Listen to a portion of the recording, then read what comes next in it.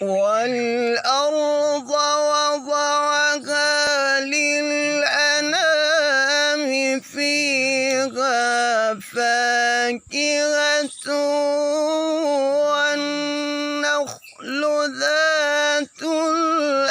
الأكمام والحب ذو العصف والريحان فبأي آلاء ربكما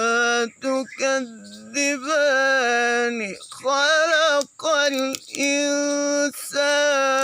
من صلصال كالفخار وخلق الجن